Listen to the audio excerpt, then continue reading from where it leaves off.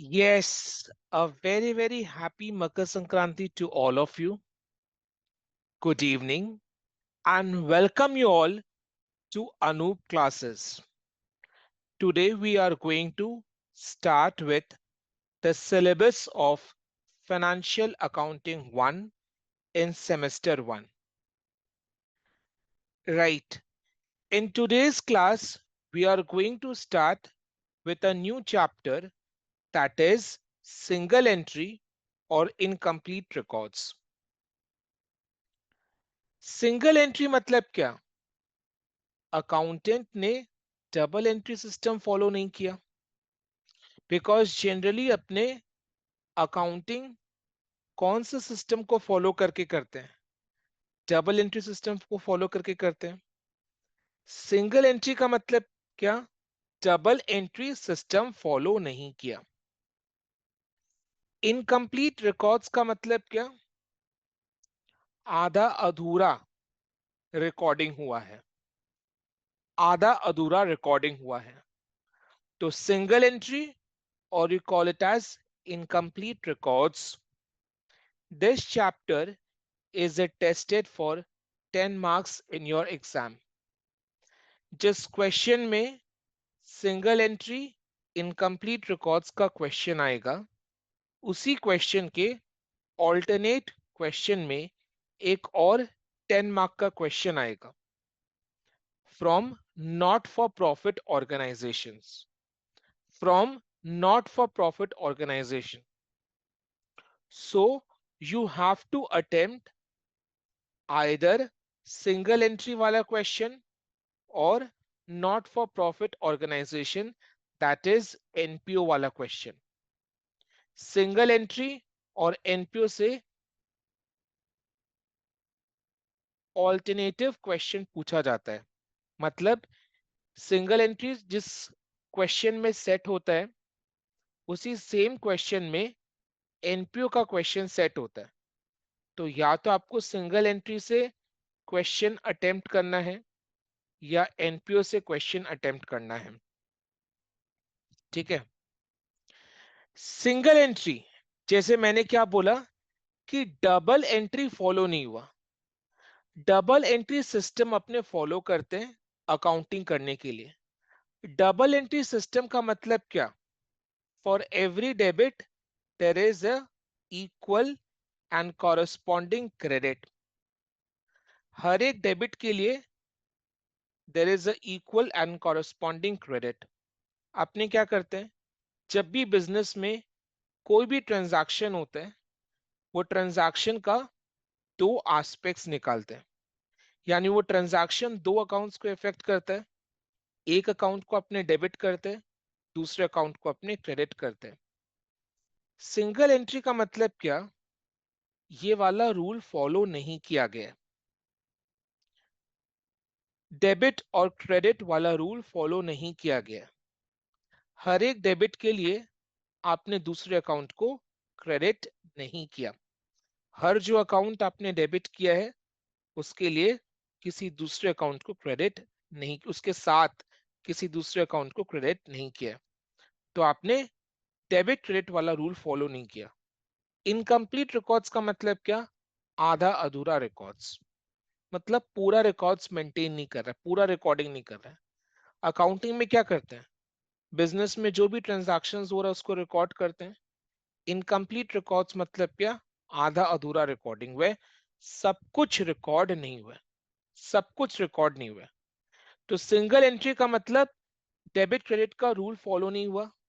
Incomplete records का मतलब आधा अधूरा रिकॉर्डिंग हुआ, सब कुछ रिकॉर्ड नहीं हुआ.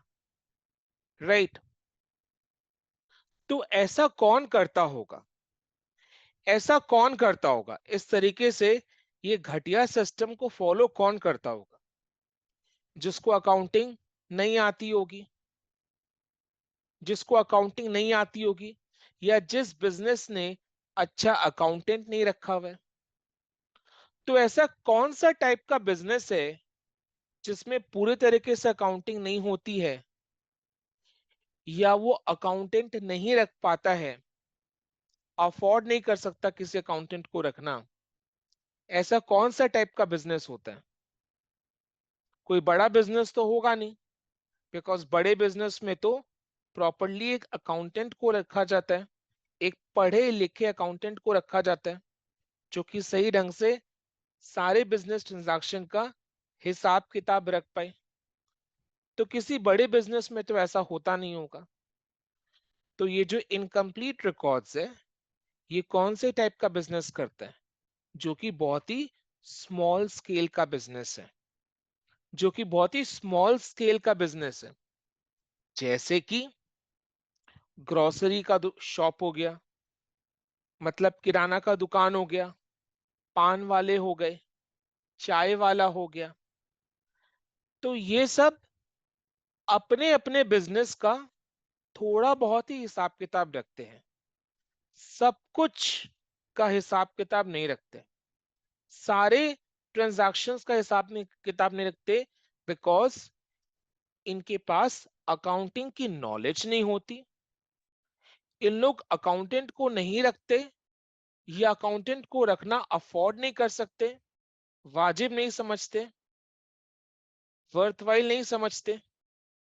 तो इन लोग अपने ढंग से, अपने तरीके से, जैसा हो सकता है वैसा रिकॉर्ड्स मेंटेन करते हैं, जैसा हो सकता है वैसा रिकॉर्ड्स मेंटेन करते हैं। तो अपने ढंग से, अपने तरीके से, जैसा हो सकता है वैसा रिकॉर्ड्स मेंटेन करते हैं।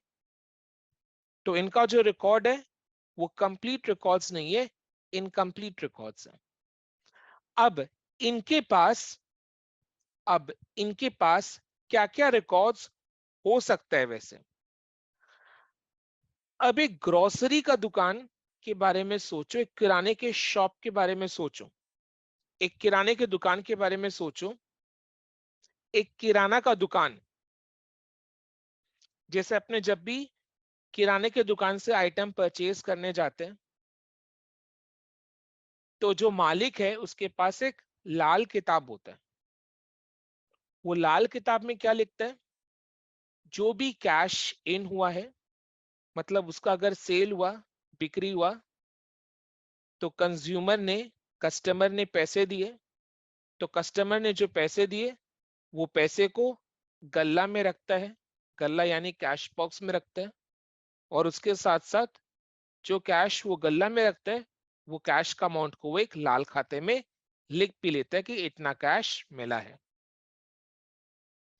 तो जब भी कोई कस्टमर किराने की दुकान में सामान खरीदने जाता है, वो कैश देता है, तो जो मालिक है किराने के दुकान का, वो कैश को कैश बॉक्स में रखता है और उसको एक लाल खाते में लिख लेता है। फिर क्या करता है? At the end of the day, लाल खाते में जो कैश का बैलेंस दिखाई दे रहा है, उस बैलेंस को वो कैश बॉक्स में जितना कैश है उसको काउंट करके मैच करता है। लाल खाते के कैश बुक में जितना कैश दिखाई दे रहा है, उसके अमाउंट को वो कैश बॉक्स में जितना कैश है उसको काउंट करके मिलान करता है, मिलाता है कि उतना कैश है या नहीं। बिकॉज इन लोग का मेनली ट्रांजैक्शंस कैश में ही होता है। फिर उसने जिससे परचेज किया, किराना का आइटम जिससे परचेज किया, खरीद कर बेचता होगा ना, तो जिससे खरीदा उसको जितना पेमेंट किया वो हिसाब किताब भी वो रखता है। यानी एक कैश बुक मेंटेन करता होगा, जिस तरीके से वो मेंटेन कर सकता है उस तरीके से करता होगा। प्रॉपरली डेबिट क्रेडिट लिख के तो मेंटेन नहीं करता, बट यस, उसमें receipts of cash and payments in cash record होता है। प्रॉपर ढंग से डेबिट क्रेडिट का रूल फॉलो करके तो नहीं करता है, but yes, receipts of cash, payments of cash, ये सब कुछ लिखता है, कैश बुक में रिकॉर्ड करता है। रिसीट ऑफ कैश कितना रिसीव हुआ है, कितना पेमेंट किए, वो आपको मिल जाएगा। डेबिट क्रेडिट भले ही ना मिले, प्रॉपर कैश बुक का फॉर्मेट भले ही ना मिले, ठीक है। तो एक कैश ट्रांजैक्शंस को रिकॉर्ड करता है, एक रिसीट एंड पेमेंट का खाता वो मेंटेन करता है, ठीक है। एक रिसीट एंड पेमेंट का खाता मेंटेन करता है। देखो, कुछ कुछ कस्टमर्स ऐसे होते हैं, कुछ कुछ कस्टमर्स ऐसे होते हैं जो महीने भर का राशन किराने के दुकान से ले जाते हैं और उनको महीने के एंड में पेमेंट करते हैं। होता ही है। जैसे आज मैं एक किराने की दुकान का, जो मेरे घर के नीचे ही है, मैं उसका रेगुलर कस्टमर हूँ। घर के नीचे ही रेगुलर कस्टमर हूँ। तो जब भी मेरे को कोई भी आइटम चाहिए होता है, मैं नीचे उतरता हूँ और वहां से वो आइटम ले आता हूँ। उस वक्त उसको कैश नहीं पे करता, मैं हर वक्त कैश नहीं पे करता। मैं किराने के दुकान के मालिक को क्या बोलता हूँ कि भैया इसको खाते में चढ़ा लो, भैया इसको खाते में चढ़ा लो। यानी वो मेरे नाम का एक खाता भी रखता है, जिसमें जो आइटम्स जिस दिन मैंने परचेज किया है उसको लिखता है। फिर महीने के एंड में मेरे पास अपना हिसाब लेकर आता है कि हर्ष बाबू, आपसे ये पैसा मिलने का है, ये पैसा मेरे को दे दो। तो किराना का जो दुकान है, वो कुछ कस्टमर्स को, कुछ जाने पहचाने कस्टमर्स को, जो रेगुलर कस्टमर्स है, उन्हें गुड्स उधार में भी सेल करता है। जब वो गुड्स उधार में सेल करता है ना, तो जिसको उसने उधार में सेल किया उसका हिसाब वो बराबर ढंग से रखता है, उसका हिसाब वो बराबर ढंग से रखता है। तो मेरा हिसाब वो किराने का दुकान बराबर ढंग से रखा। जिस दिन मैंने जो सामान लिया उसने मेरे खाते में उसको लिख डाला। फिर महीने के एंड में वो मेरे पास आता है, मेरे को हिसाब दिखाता है कि इस तारीख को मैंने ये सामान लिया, आप कुल मिलाकर आपका इतना होता है महीने का, तो ये आप पेमेंट कर दो। सिमिलरली किराने की दुकान का मालिक जब खुद भी परचेज करता है, चावल हो गया, आटा हो गया, साबुन हो गया, जब खुद भी परचेज करता है तो होलसेल में परचेज करता है और उधार में परचेज करता है। जिससे वो उधार में परचेज किया है ना, उसका भी वो हिसाब रखता है। बिकॉज जिससे वो उधार में परचेज किया, अगला तो हिसाब मांगने आएगा ही। बिकॉज जिससे भी वो उधार में परचेज किया, अगला तो हिसाब मांगने आएगा ही। यस और नो। तो उसको पैसे पेमेंट करना है, तो उसको पैसे पेमेंट करना है। ठीक है। तो जिससे भी वो उधार में परचेज करता है, उसका भी वो हिसाब किताब रखता है। आई बात समझ में? राइट। बेसिकली अपने ये बोल सकते हैं कि कैश ट्रांजैक्शंस के अलावा, receipt and payment of cash के अलावा, एक किराने का दुकान एक किराने का दुकान अपने उधार के बायर्स, कहने को डेटर्स, अपने उधार के बायर्स, कस्टमर्स, कहने को डेटर्स का हिसाब रखता है, और अपने उधार के सप्लायर का भी हिसाब रखता है, कहने को क्रेडिटर्स का भी हिसाब रखता है। तो receipts and payments of cash का हिसाब किताब के साथ वो अपने डेटर्स और क्रेडिटर्स का भी हिसाब रखता है। और क्या चीज का हिसाब मिल जाएगा आपको? जैसे किराने की दुकान के मालिक से अगर जाकर पूछोगे कि भैया अभी आपके स्टॉक में कितना चावल होगा, तो वो ठीक बता देगा इतना केजी चावल होगा। तो वो ठीक बता देगा इतना केजी चावल होगा। ठीक है। उससे पूछोगे कितना आटा होगा, तो ठीक बता देगा इतना केजी आटा होगा। छोटा सा दुकान है, तो पाई पाई स्टॉक, हर एक स्टॉक का, हर एक स्टॉक की काउंटिंग को वो अपने नजर में रखता है।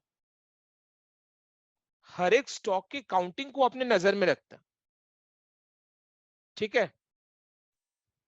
बिकॉज छोटा सा ही बिजनेस है, तो जितना स्टॉक है वो उसके दिमाग में रहता है, तो उसके पास स्टॉक का डिटेल्स आपको मिल जाएगा, उसके पास स्टॉक का डिटेल्स आपको मिल जाएगा। ठीक है। राइट। तो आपको क्या क्या डिटेल्स मिल रहे हैं? Receipt and payments in cash का हिसाब किताब मिल रहा है किराने की दुकान के मालिक के पास। उसके उधार के कस्टमर्स का हिसाब मिल रहा है यानी डेटर्स का हिसाब मिल रहा है। उसके उधार के सप्लायर्स जिससे वो उधार में परचेज करता है यानी क्रेडिटर्स, उसका हिसाब किताब मिल रहा है। उसके पास जितना स्टॉक है वो उसके दिमाग में रहता है, उसका हिसाब किताब उसके पास रहता है, राइट।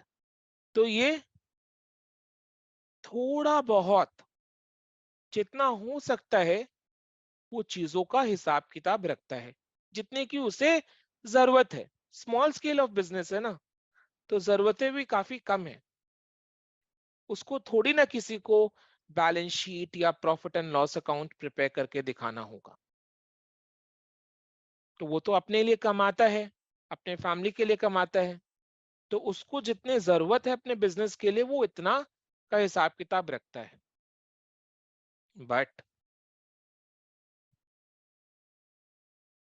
बट इस तरीके से अगर वो हिसाब किताब रखता है तो कभी भी वो अपने बिजनेस का प्रोग्रेस कैल कभी भी अपने बिजनेस का प्रोग्रेस वो समझ पाएगा,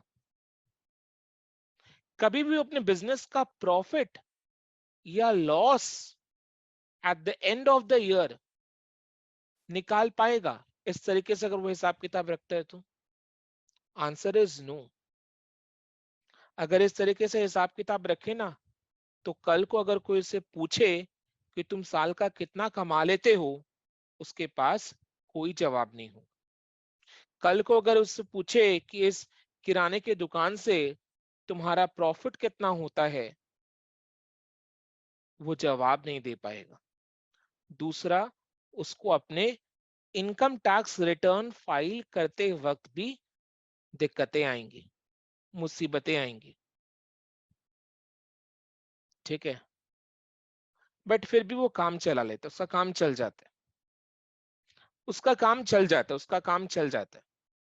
जो भी वो हिसाब किताब रखता है उससे उसका काम चल जाता है, तो कोई टेंशन नहीं लेता। बट खुद सोचो, अगर उसको बिजनेस बढ़ाना है तो बिजनेस बढ़ाने के लिए सबसे पहला कदम वो क्या उठाएगा? अपना हिसाब किताब को सही करेगा। तो हिसाब किताब को सही करने के लिए वो उसको क्या करना पड़ेगा? सिंगल एंट्री से डबल एंट्री सिस्टम में आना पड़ेगा।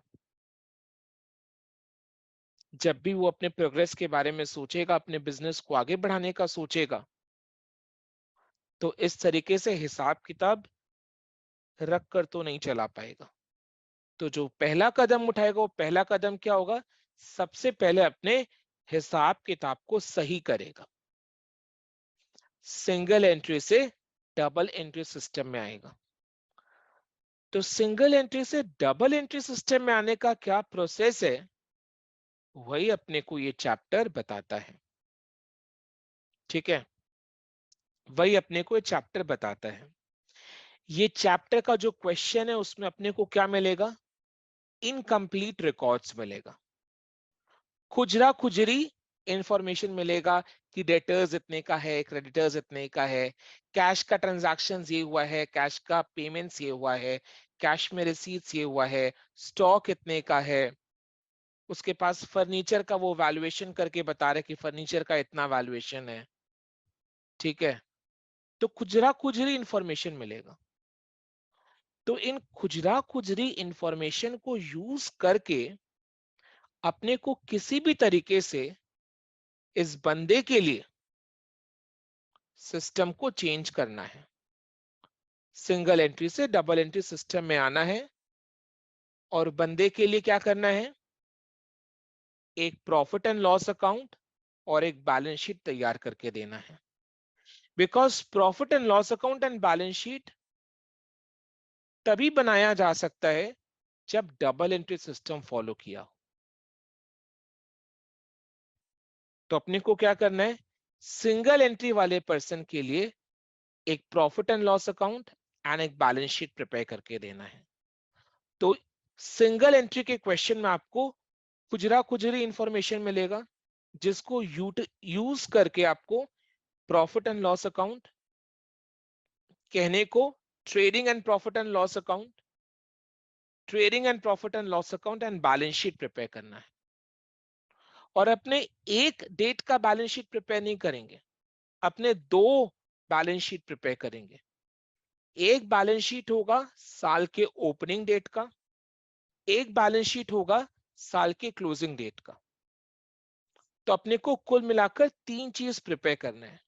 एक सिंगल एंट्री के टिपिकल क्वेश्चन में अपने को तीन चीज प्रिपेयर करना होता है, trading profit and loss account और दो बैलेंस शीट, एक ओपनिंग डेट का बैलेंस शीट, दूसरा क्लोजिंग डेट का बैलेंस शीट। ठीक है। क्वेश्चन को सॉल्व करने का क्या अप्रोच होगा, अप्रोच को भी समझो। अपने क्या करेंगे, आंसर बुक में या अभी आपके कॉपी में, you will open the copy as if there are two blank pages facing each other.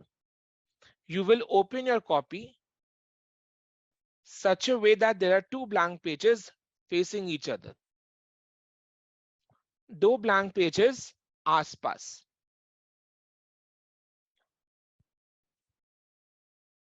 जो पेज लेफ्ट हैंड साइड में है उसमें अपने trading profit and loss account बनाएंगे, पूरा पेज को यूज करेंगे। एंड जो पेज राइट हैंड साइड में है उसमें अपने दोनों डेट्स का बैलेंस शीट बनाएंगे। एक होगा क्लोजिंग डेट का बैलेंस शीट, ऊपर में क्लोजिंग डेट का बैलेंस शीट बनाएंगे। पेज का 60% स्पेस में क्लोजिंग डेट का बैलेंस शीट बनाएंगे एंड पेज का 40% स्पेस में ओपनिंग डेट का बैलेंस शीट बनाएंगे। ठीक है। फिर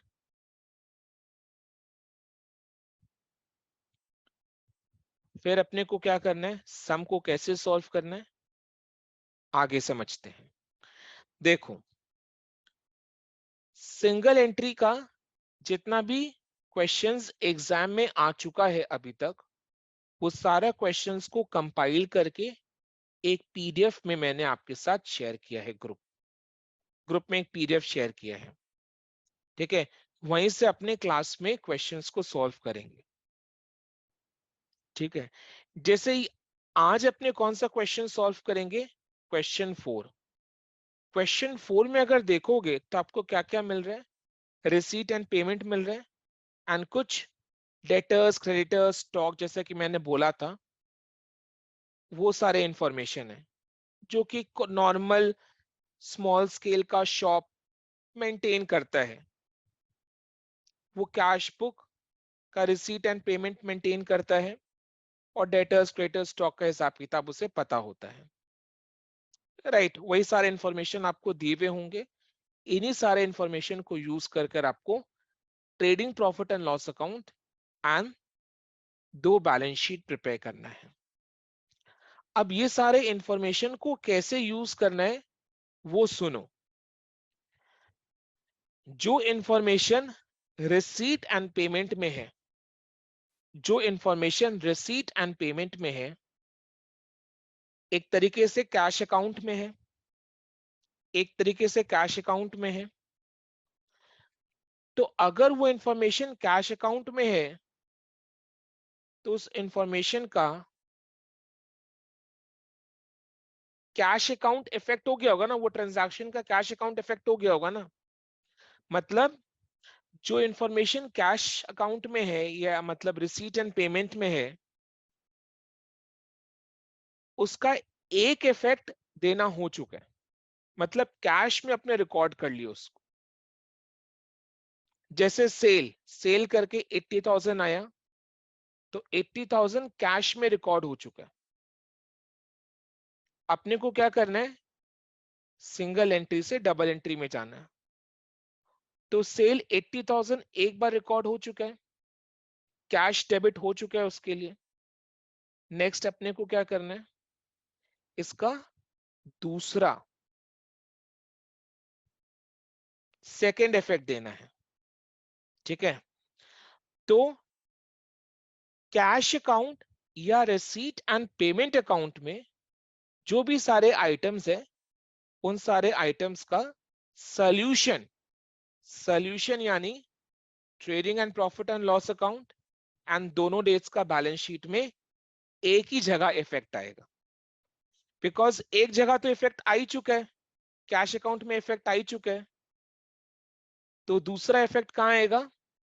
या तो trading profit and loss account में या दोनों में से कोई भी बैलेंस शीट में।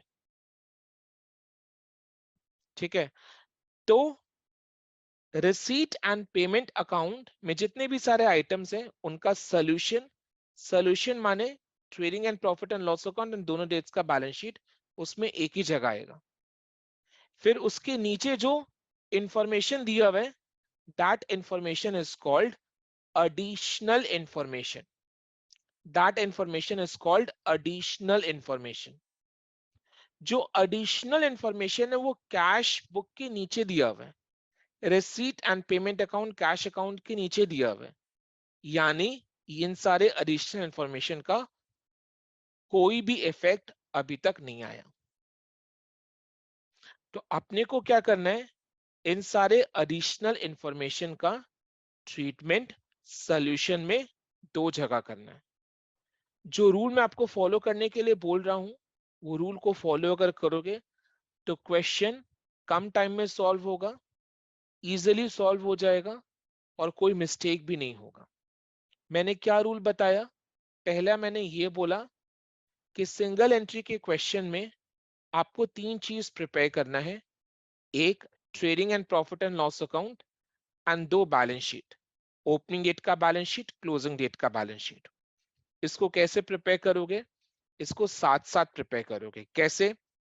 कॉपी में 2 ब्लैंक पेजेस आसपास खोलो, जो लेफ्ट हैंड साइड का पेज है उसमें trading and profit and loss account बनाओ, जो राइट हैंड साइड का पेज है उसमें दोनों डेट्स का बैलेंस शीट बनाओ।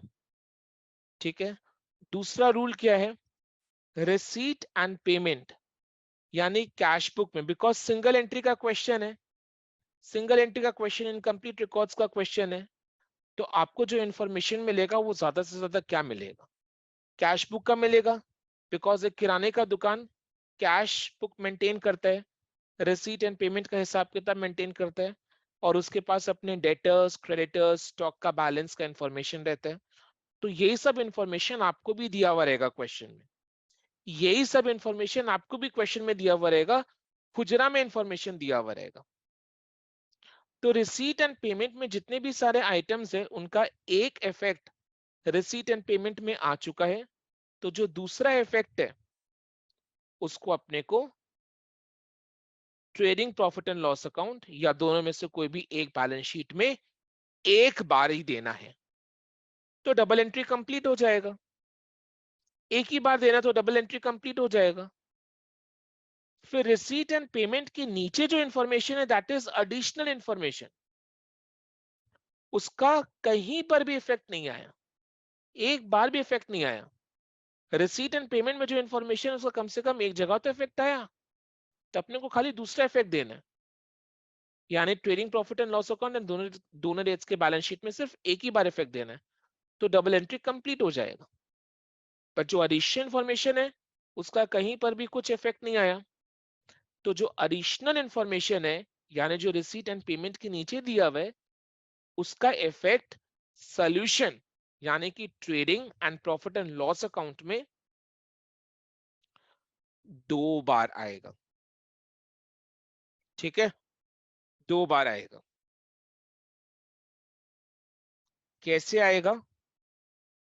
राइट, कैसे करना है ये सम को, ये अपने करते करते समझेंगे। समझ में आया? यस और नो यहां तक सबको क्लियर है? चैट बॉक्स में यस और नो बोलो। Yes sir. ठीक है, यस सर। हर्ष, सवर्णा चैट बॉक्स पे यस नो। ठीक है, चलो।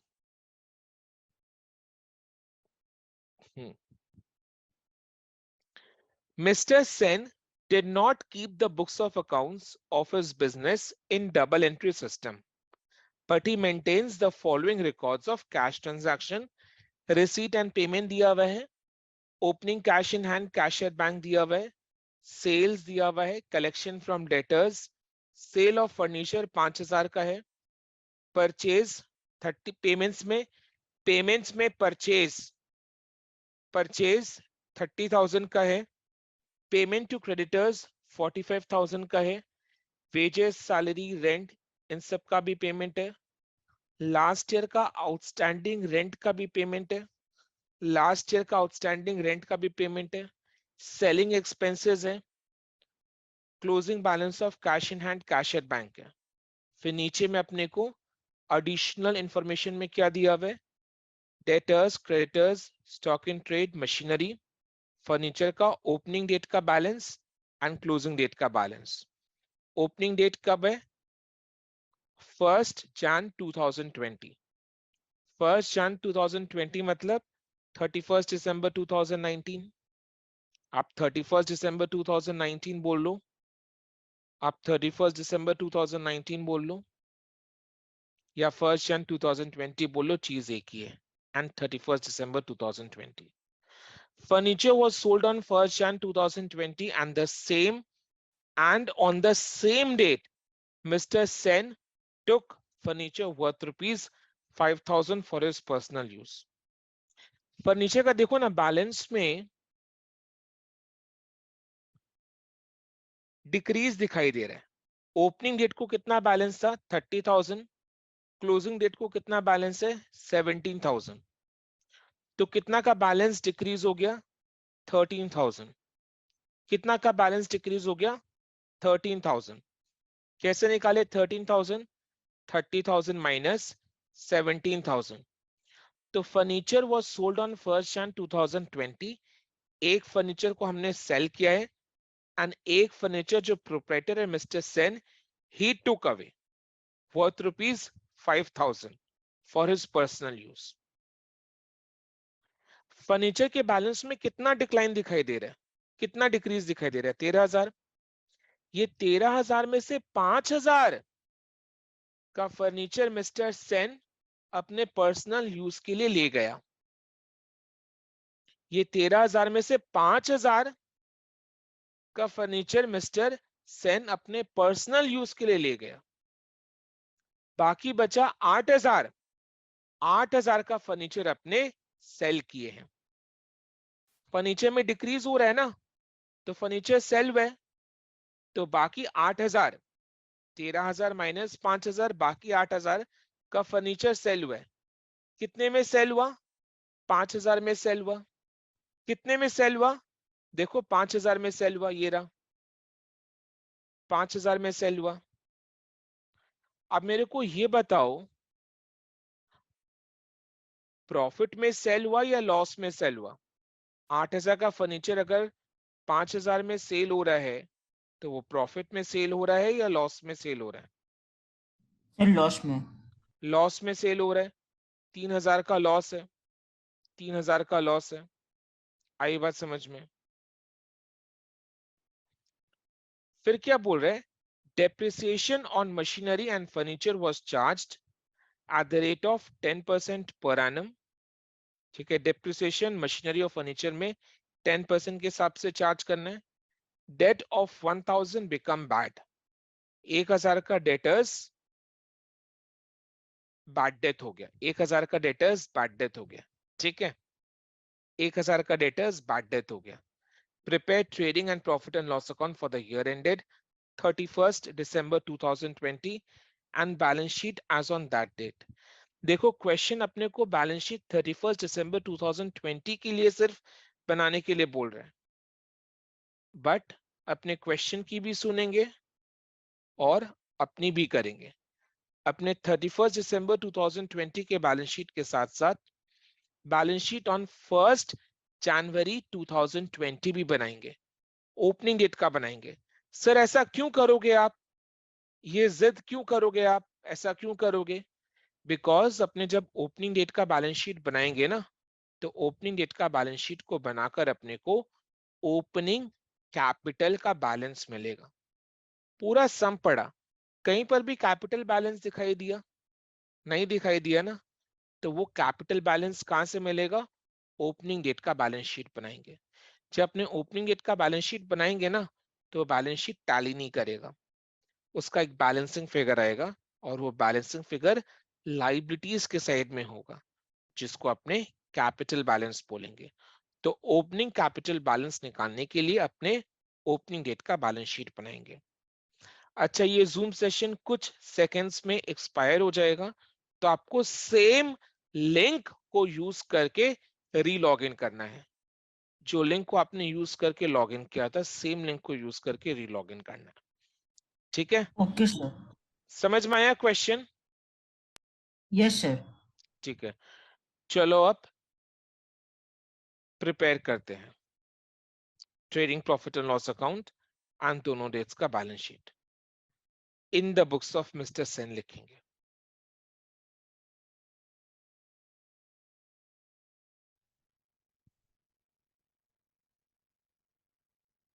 तो लिखो,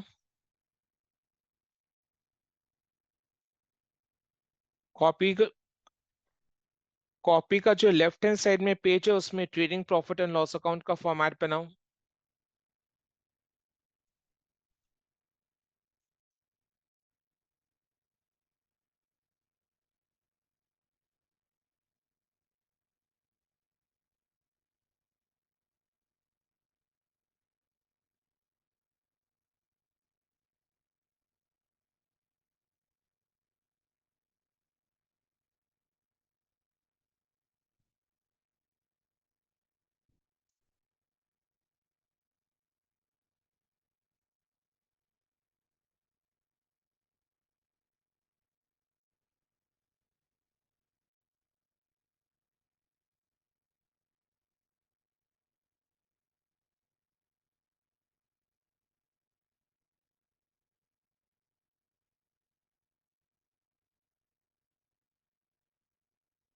December 31, 2020।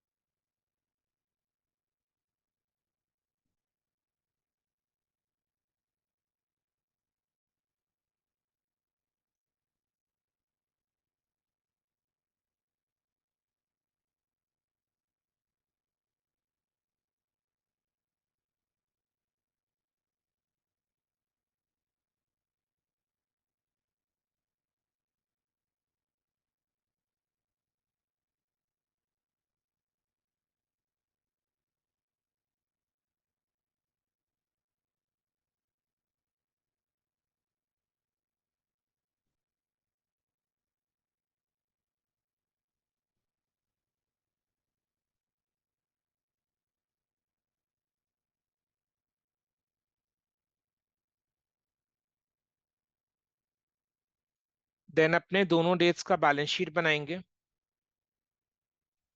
कॉपी का जो राइट हैंड साइड का पेज है, उसमें दोनों डेट्स का बैलेंस शीट बनेगा।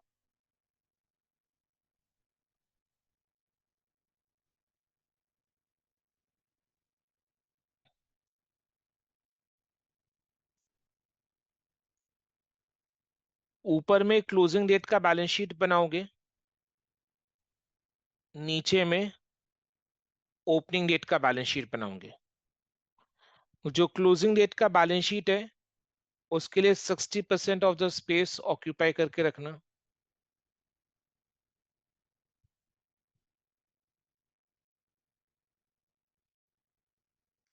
एंड जो ओपनिंग डेट का बैलेंस शीट है, उसके लिए नीचे का 40% space.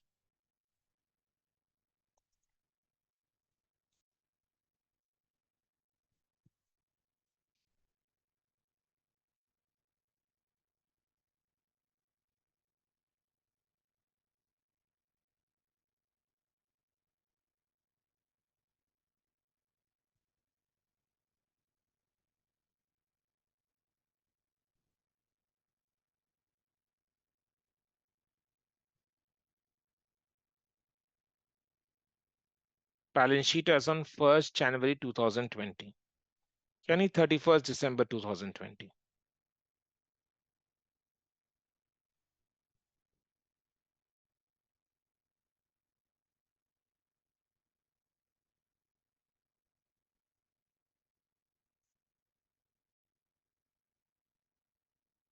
Done.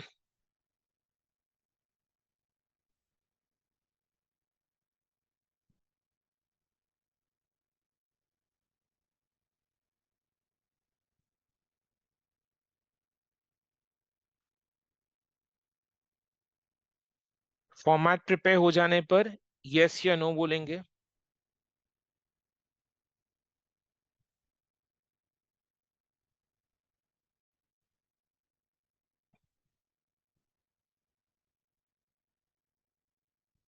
Done chat box में लिखो Chirag, Anmol, Sabanna. Yes sir. Done ना? चलो यस सर। ओके। चलो अब अपने को क्या करना है, सबसे पहले एडिशनल इंफॉर्मेशन का ट्रीटमेंट देना है। सबसे पहले एडिशनल इंफॉर्मेशन का ट्रीटमेंट देना है, फिर उसके बाद रिसीट एंड पेमेंट का इंफॉर्मेशन देना है। रूल को अच्छे से समझो। 3 रूल मैंने बताया अभी तक। पहला रूल क्या है कि आंसर बुक में 2 blank pages facing each other खोलो। कॉपी का जो लेफ्ट हैंड साइड का पेज है उसमें trading profit and loss account बनाओ, एंड जो राइट हैंड साइड पेज उसके ठीक बगल वाले पेज में 2 डेट्स का बैलेंस शीट बनाओ। ऊपर में 60% स्पेस ऑक्यूपाई करते हुए क्लोजिंग डेट का बैलेंस शीट, नीचे में 40% स्पेस ऑक्यूपाई करते हुए ओपनिंग डेट का बैलेंस शीट। सर आप 2 आमने सामने पेज में क्यों बनाने के लिए बोलते हो? बिकॉज पेजेस को फ्लिप करने में टाइम वेस्ट होता है। पेजेस को फ्लिप करने में टाइम वेस्ट होता है, ये पहला रूल है। दूसरा रूल क्या है? दूसरा रूल ये है कि रिसीट एंड पेमेंट अकाउंट में या कैश अकाउंट में या कैश बुक में जो भी आइटम्स होंगे उनका सोल्यूशन में एक ही बार ट्रीटमेंट आएगा। एक ही बार ट्रीटमेंट आएगा बिकॉज एक बार ट्रीटमेंट ऑलरेडी उन लोग का हो चुका है, तो सिर्फ एक ही बार और ट्रीटमेंट करेंगे तो डबल एंट्री कंप्लीट हो जाएगा। और जो रिसीट एंड पेमेंट अकाउंट के नीचे में जो इंफॉर्मेशन है वो एडिशनल इंफॉर्मेशन का कहीं पर कुछ भी ट्रीटमेंट नहीं हुआ है। तो जिसका कहीं पर कुछ भी ट्रीटमेंट नहीं हुआ है, डबल एंट्री सिस्टम फॉलो करने का है ना, तो डबल इफेक्ट आएगा। तो जो एडिशनल इंफॉर्मेशन है उसका डबल इफेक्ट आएगा सोल्यूशन में। तीसरा रूल क्या है? तीसरा रूल ये है कि पहले एडिशनल इंफॉर्मेशन के आइटम्स का 2 जगह ट्रीटमेंट होगा, फिर उसके बाद रिसीट एंड पेमेंट के बचे कुछ आइटम्स का एक जगह ट्रीटमेंट होगा। ठीक है, तो पहले अपने को रिसीट एंड पेमेंट के नीचे जो एडिशनल इंफॉर्मेशन है उसका ट्रीटमेंट देना है। कितने बार? 2 बार। ठीक है। सो डेटर्स, पहला एडिशनल इंफॉर्मेशन क्या है? डेटर्स। ओपनिंग डेट का बैलेंस कितना है? 60,000। क्लोजिंग का कितना है? 75,000। तो अपने को क्या करना है, ओपनिंग डेट का बैलेंस शीट के असेट के साइड में ओपनिंग बैलेंस ऑफ डेटर्स लिखना है। कितना? 60,000।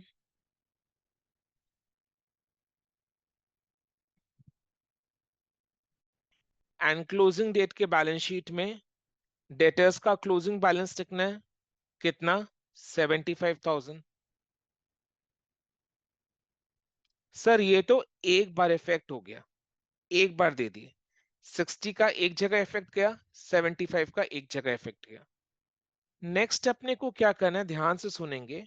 जब भी डेटर्स क्रेडिटर्स दिया हुआ होता है ना, या कोई एसेट अकाउंट दिया हुआ रहता है जैसे फर्नीचर हो गया, तो उसके लिए अपने क्या करते हैं, एक टी शेप में नेक्स्ट पेज में जाओ, नेक्स्ट पेज, जिस पेज में बैलेंस शीट है उसके नेक्स्ट पेज में पलटो और टी शेप में डेटर्स, क्रेडिटर्स, ये सबका लेजर अकाउंट बनाओ टी शेप में। These are parts of working. ये वर्किंग नोट्स का पार्ट है और वर्किंग्स के लिए भी मार्क्स मिलते हैं। मैं सीयू का पेपर्स चेक करता हूं तो मुझे पता है, तो वर्किंग के लिए मार्क्स मिलते हैं। तो नेक्स्ट पेज में जाओ और डेटर्स अकाउंट, क्रेडिटर्स अकाउंट का लेजर फॉर्मेट प्रिपेयर करने का जरूरत नहीं है, टी शेप लेजर में करो।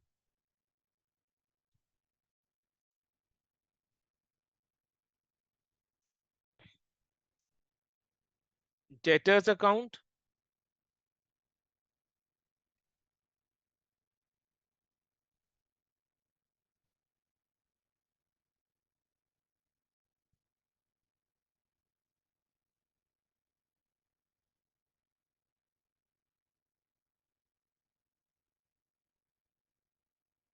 आपको खाली रुपीस लिखना है, पर्टिकुलर रुपीस नहीं लिखना।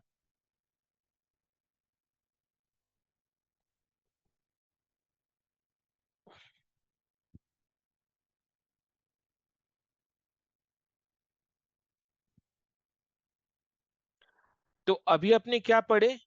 ओपनिंग बैलेंस ऑफ डेटर्स और closing balance of debtors. Opening balance of debtors को डेटर्स अकाउंट के debit side to balance B by D में लिख दो। क्लोजिंग बैलेंस ऑफ डेटर्स को डेटर्स अकाउंट के credit side by balance C by D लिख दो। आई बात समझ में? By balance C by D लिख दो। तो 60,000 का दो जगह इफेक्ट आ गया, 75,000 का दो जगह इफेक्ट आ गया, 60,000 का दो जगह इफेक्ट आ गया, 75,000 का दो जगह इफेक्ट आ गया। 60,000 का दो जगह इफेक्ट कैसे आया? ओपनिंग डेट का बैलेंस शीट में लिखे, फिर डेटर्स अकाउंट के डेबिट के साइड में ओपनिंग बैलेंस लिखे। 75,000 का दो जगह इफेक्ट कैसे आया? एक क्लोजिंग डेट के बैलेंस शीट में लिखे और दूसरा डेटर्स अकाउंट के क्लोजिंग बैलेंस में लिखे। राइट, चलो नेक्स्ट इंफॉर्मेशन क्या दिया हुआ है? क्रेडिटर्स। क्रेडिटर्स का क्या करना है? वही जो डेटर्स का किया है। क्रेडिटर्स का opening balance opening balance sheet में, closing balance closing balance sheet में। ओपनिंग बैलेंस कितना है? 20,000। क्लोजिंग बैलेंस कितना है? 15,000।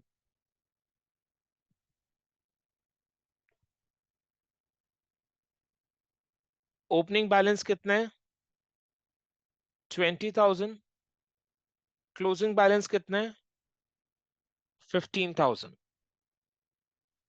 नेक्स्ट अपने क्या करेंगे? क्रेडिटर्स अकाउंट बनाएंगे एकदम डेटर्स अकाउंट की तरह। क्रेडिटर्स अकाउंट बनाएंगे एकदम डेटर्स अकाउंट की तरह।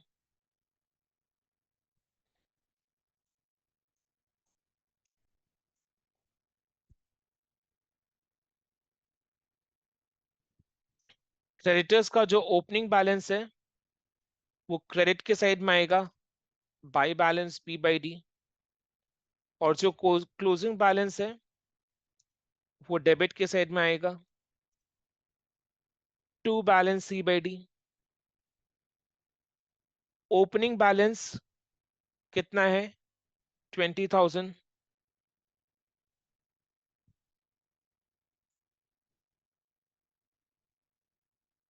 क्लोजिंग बैलेंस कितना है? 15,000। ठीक है सर, अपने डेटर्स अकाउंट और क्रेडिटर्स अकाउंट क्यों बना रहे हैं? अपने डेटर्स अकाउंट और क्रेडिटर्स अकाउंट क्यों बना रहे हैं सर? बिकॉज आप देखोगे एंड में डेटर्स अकाउंट क्रेडिटर्स अकाउंट बनाने से हमें क्या मिला? को एक मिसिंग इंफॉर्मेशन मिला, को एक मिसिंग इंफॉर्मेशन मिला। अपने अकाउंट किस लिए बना रहे हैं? बिकॉज अकाउंट बनाने से क्या होगा, एंड में आप देखोगे कि डेटर्स क्रेडिटर्स अकाउंट बनाने पर हमें अकाउंट में कोई मिसिंग फिगर मिला, कोई मिसिंग फिगर का अमाउंट मिला, कोई मिसिंग आइटम का अमाउंट मिला। ठीक है, नेक्स्ट, स्टॉक इन ट्रेड का ओपनिंग बैलेंस दिया हुआ है, क्लोजिंग बैलेंस दिया हुआ है। स्टॉक इन ट्रेड को अपने क्या करेंगे बोलो? स्टॉक इन ट्रेड को क्या करेंगे? ट्रेडिंग अकाउंट है ना, ट्रेडिंग अकाउंट में to opening stock by closing stock लिखेंगे। सर दो जगह इफेक्ट देना है, दूसरा इफेक्ट कहाँ आएगा? ओपनिंग स्टॉक को ओपनिंग बैलेंस शीट में, क्लोजिंग स्टॉक को क्लोजिंग बैलेंस शीट में। 13,000, 18,000। ओपनिंग स्टॉक को ओपनिंग बैलेंस शीट में, क्लोजिंग स्टॉक को क्लोजिंग बैलेंस शीट में।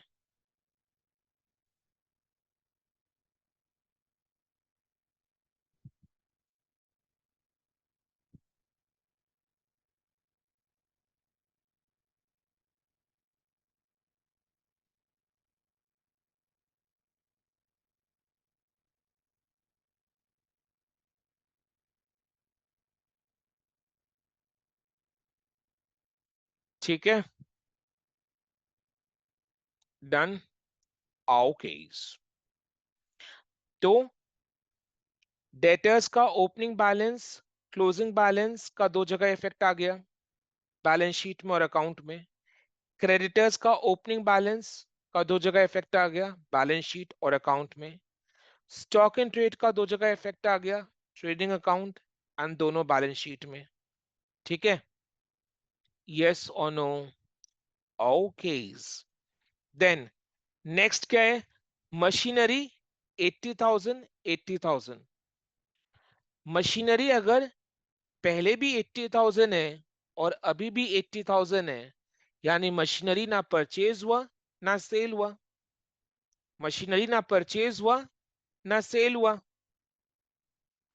मशीनरी ना परचेज हुआ ना सेल हुआ। समझ में आ रहा है ये सोनू? ठीक है, तो मशीनरी अकाउंट प्रिपेयर करने का जरूरत नहीं है, मशीनरी अकाउंट प्रिपेयर करने का जरूरत नहीं है।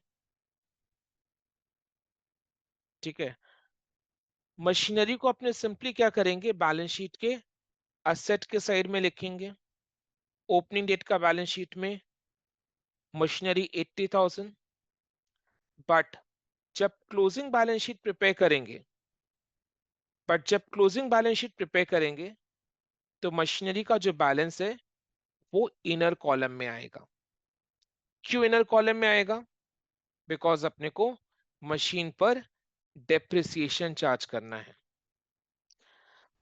देखो मशीन के अकाउंट में, मशीन अकाउंट के बैलेंस में कोई चेंज नहीं हुआ है, पहले भी 80,000 है, बाद में भी 80,000 ही है, यानी मशीन ना परचेज हुआ ना सेल हुआ, इसलिए मशीन अकाउंट बनाने का जरूरत नहीं है। ये एक ही फिगर है, इसका दो जगह इफेक्ट आ गया। ये एक ही फिगर है 80,000, इसका दो जगह इफेक्ट आ गया, ओपनिंग डेट का बैलेंस शीट, क्लोजिंग डेट का बैलेंस शीट। बट जब क्लोजिंग डेट का बैलेंस शीट में मशीनरी लिख रहे हैं तो 80,000 इनर कॉलम में लिख रहे हैं। क्यों बोलो तो? बिकॉज मशीन पर अपने को डेप्रिसिएशन चार्ज करना है।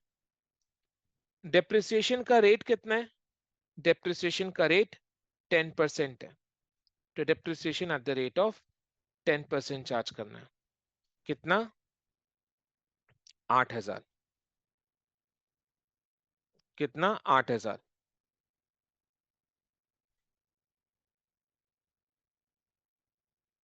तो मशीन का क्लोजिंग बैलेंस कितना हो जाएगा? 72,000। ये डेप्रिसिएशन का रेट अपने कहां से निकाले? एडिशनल इंफॉर्मेशन में से निकाले। तो डेप्रिसिएशन का भी तो दो जगह इफेक्ट आएगा, एक अपने बैलेंस शीट में मशीनरी से लेस किए, दूसरा अपने पीएल, दूसरा अपने पीएल। ठीक है, दूसरा अपने पीएल में लिखेंगे इसको। ठीक है, अब जो trading account, trading and profit and loss account है ना, उसका ऊपर का जो 40% स्पेस है, trading and profit and loss account जो अपने प्रिपेयर करे, उसका ऊपर का जो 40% स्पेस है, उसको ट्रेडिंग का स्पेस मानो, ट्रेडिंग अकाउंट के लिए यूज करो, और नीचे का जो 60% स्पेस है, उसको प्रॉफिट एंड लॉस अकाउंट के लिए यूज करो। तो जो प्रॉफिट एंड लॉस अकाउंट का स्पेस है, वो स्पेस में डेप्रिसिएशन लिखो, depreciation on machinery. Profit and loss account का जो स्पेस है ना, नीचे का 60%, वो स्पेस में डेप्रिसिएशन ऑन मशीनरी 8000 लिखो, 8000 लिखो।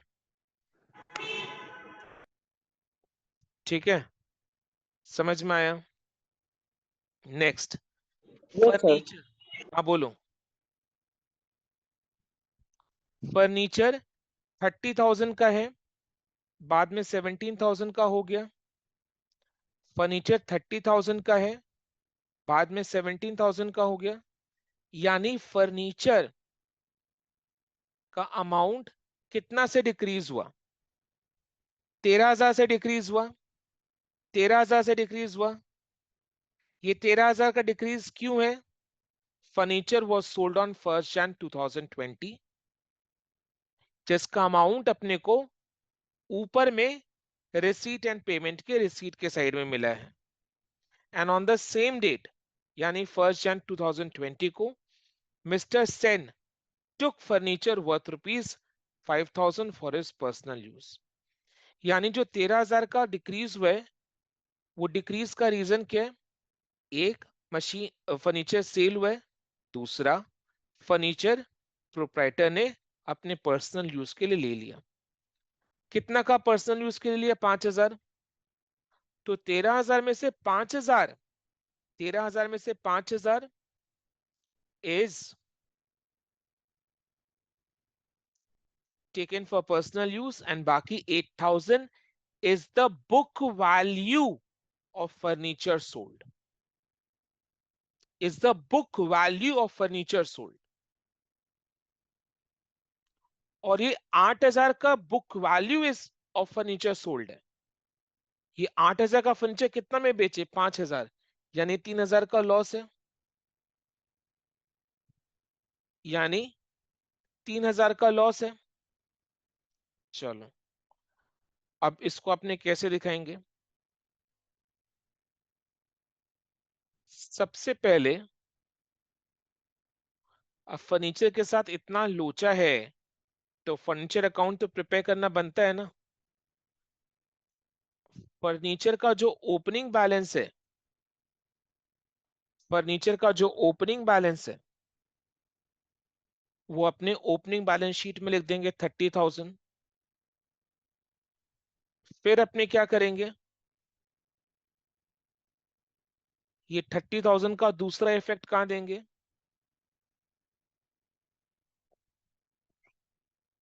फर्नीचर अकाउंट प्रिपेयर करेंगे,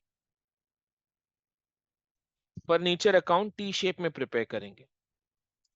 फर्नीचर अकाउंट का जो डेबिट बैलेंस है, सॉरी ओपनिंग बैलेंस है, फर्नीचर अकाउंट का जो ओपनिंग बैलेंस है, उसको डेबिट के साइड में to balance P by D 30,000, 30,000 लिखा, लिख लिया 30,000, तो 30,000 का दो जगह इफेक्ट आ गया।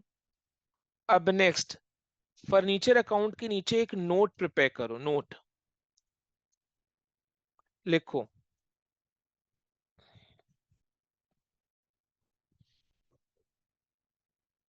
Decrease in book value of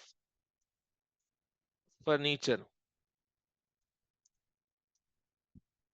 is equal to 30,000 minus 17,000 is equal to 13,000।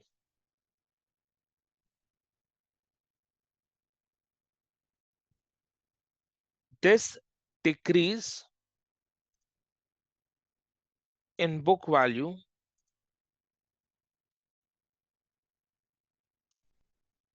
is due to sale of furniture and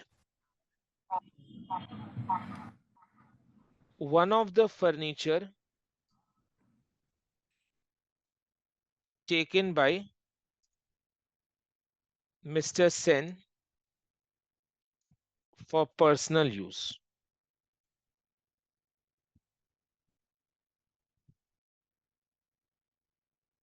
ठीक है. Book value of furniture taken by Mr. Sen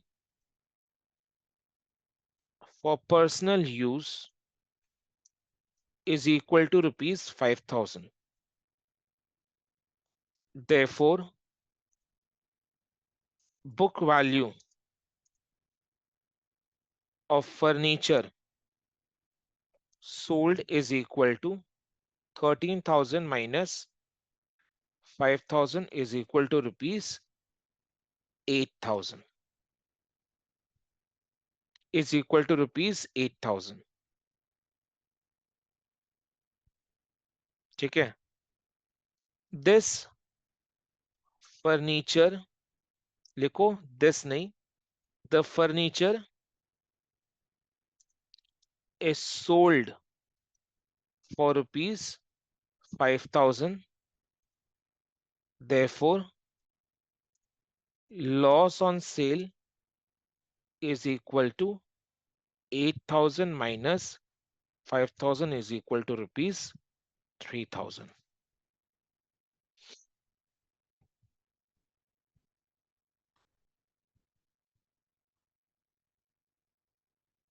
ये नोट सबने लिख लिया?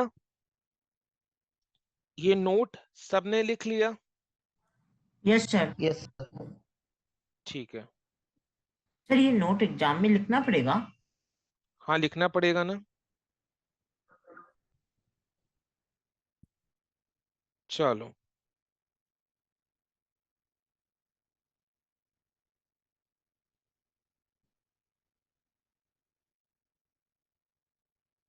अब फर्नीचर अकाउंट में आ जाओ. देखो, furniture account is an asset. Asset के लिए अपने क्या रूल फॉलो करते हैं? रियल अकाउंट का रूल फॉलो करते हैं. Debit what comes in, credit what goes out. 5,000 का जो फर्नीचर है वो प्रोप्राइटर मिस्टर सेन ने अपने पर्सनल यूज के लिए निकाल लिया. तो वो 5,000 का क्या हो गया? ड्रॉइंग्स हो गया. सो एंट्री क्या पास होगा? Drawings account debit to furniture. To furniture, furniture goes out. Drawings account debit to furniture. 5,000. ये 5,000 का दूसरा इफेक्ट कहां जाएगा? बैलेंस शीट में आ जाओ. क्लोजिंग बैलेंस शीट में आ जाओ. क्लोजिंग बैलेंस शीट में आकर कैपिटल अकाउंट के लिए जगह बनाओ. कैपिटल अकाउंट का जो ओपनिंग बैलेंस है वो कहां से मिलेगा? ओपनिंग बैलेंस शीट को ओपनिंग बैलेंस शीट से मिलेगा. फिर उसके बाद अपने क्या करेंगे? नेट प्रॉफिट या नेट लॉस जो भी होगा उसको ऐड या लेस करेंगे. फिर उसके बाद अपने क्या करेंगे? कैपिटल अकाउंट से ड्राइंग्स को माइनस करेंगे. ड्राइंग्स कितना है? 5,000 का फर्नीचर जो प्रोप्राइटर ने अपने पर्सनल यूज के लिए निकाल लिया. सो 5,000 के लिए डबल एंट्री क्या हो गया? मतलब जर्नल एंट्री क्या हो गया? Drawings account debit to furniture. तो फर्नीचर अकाउंट के क्रेडिट के साइड में लेके एंड ड्राइंग्स को कैपिटल से लेस कर दिए. डबल इफेक्ट देना हो गया 5,000 का. देन नेक्स्ट, फिर 8,000 का फर्नीचर 5,000 में सेल हुआ. तो जब फर्नीचर सेल होता है कैश कम्स इन. तो by bank cash comes in. Cash comes in तो बैंक या कैश अकाउंट को डेबिट करेंगे. बैंक या कैश अकाउंट को डेबिट करेंगे. बैंक या कैश अकाउंट को डेबिट करेंगे. 5,000 में सेल किए ना, आप खुद ही सोचो, ये 5,000 का वन साइड इफेक्ट हो चुका है। ये जो अपने 5,000 में सेल किया ना, इसका वन साइड इफेक्ट हो चुका है। वन साइड इफेक्ट कहाँ हुआ है sir? Receipt and payment account के रिसीट के साइड में, डेबिट के साइड में। ये जो 5,000 में अपने फर्नीचर को सेल किया ना, इसका वन साइड इफेक्ट हो चुका है। वन साइड इफेक्ट कहाँ हुआ? रिसीट अकाउंट के डेबिट के साइड में। मतलब रिसीट एंड पेमेंट अकाउंट के रिसीट के साइड में, डेबिट के साइड में। रिसीट एंड पेमेंट अकाउंट मतलब कैश अकाउंट, बैंक अकाउंट, उसके डेबिट के साइड में, रिसीट के साइड में। तो इसका खाली सेकेंड इफेक्ट देना बाकी है। तो सेकेंड इफेक्ट अपने कहां दे रहे हैं? फर्नीचर अकाउंट के क्रेडिट के साइड में लिखकर। ये 5,000 अपने कहां से निकाले? रिसीट एंड पेमेंट अकाउंट में से निकाले। मैंने क्या रूल बताया था? रिसीट एंड पेमेंट अकाउंट का जो आइटम है, उसका पूरे सोल्यूशन में एक ही बार इफेक्ट आएगा। तो देखो, वो 5,000 का एक ही बार इफेक्ट आ रहा है। फर्नीचर अकाउंट के क्रेडिट के साइड में बाय बैंक सेल प्रोसीड्स 5,000 लिख रहे हैं। तो डबल इफेक्ट कंप्लीट हो गया ना। डबल इफेक्ट कंप्लीट हो गया। कैसे कंप्लीट हुआ? कैश अकाउंट डेबिट हुआ, रिसीट के साइड में लिखे इसको। फर्नीचर अकाउंट क्रेडिट हुआ, फर्नीचर के क्रेडिट के साइड में लिखे बाय बैंक सेल प्रोसीड्स 5,000। और बाकी क्या है? Loss on cell. Loss on cell कहां जाएगा? प्रॉफिट एंड लॉस अकाउंट के डेबिट के साइड में। देखो, ये 3,000 का भी डबल इफेक्ट हो रहा है। कैसे डबल इफेक्ट हो रहा है? एक फर्नीचर अकाउंट के क्रेडिट के साइड में गया, दूसरा ये प्रॉफिट एंड लॉस अकाउंट के डेबिट के साइड में जाएगा। दूसरा ये प्रॉफिट एंड लॉस अकाउंट के डेबिट के साइड में जाएगा। To loss on sale of furniture. इसी तरीके से अपने सिंगल एंट्री को आहिस्ते आहिस्ते डबल एंट्री में कन्वर्ट कर रहे हैं। ठीक है। फर्नीचर अकाउंट को देखोगे अगर, फर्नीचर अकाउंट को देखोगे अगर, तो फर्नीचर अकाउंट में कितना बैलेंस बच रहा है? 17,000। 30,000 माइनस 5,000 माइनस 5,000 माइनस 3,000 करो, कितना बैलेंस बच रहा है? 17,000। वो 17,000 है क्या? ये वही तो है जो क्वेश्चन में दिया हुआ है। 17,000। 17,000 का क्लोजिंग बैलेंस। अब ये 17,000 में क्या करना है? अपने को डेप्रिसिएशन चार्ज करना है।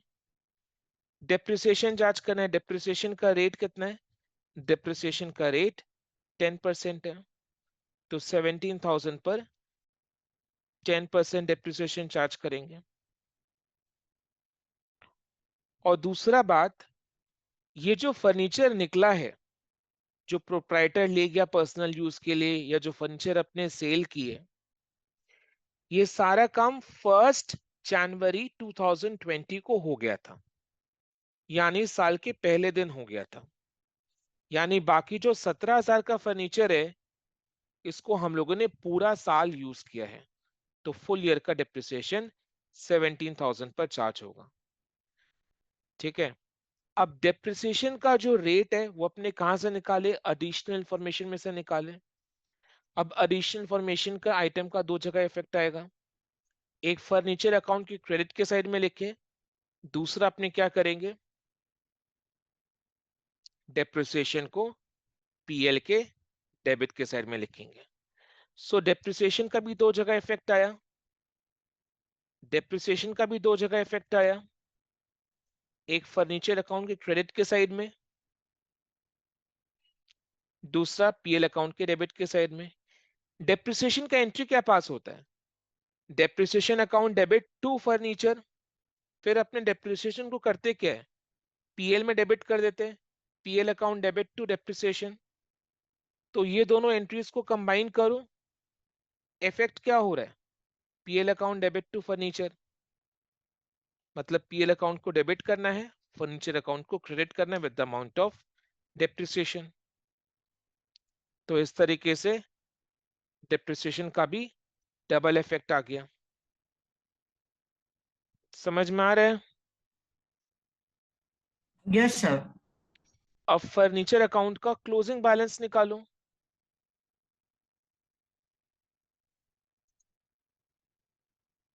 Bye balance C by D.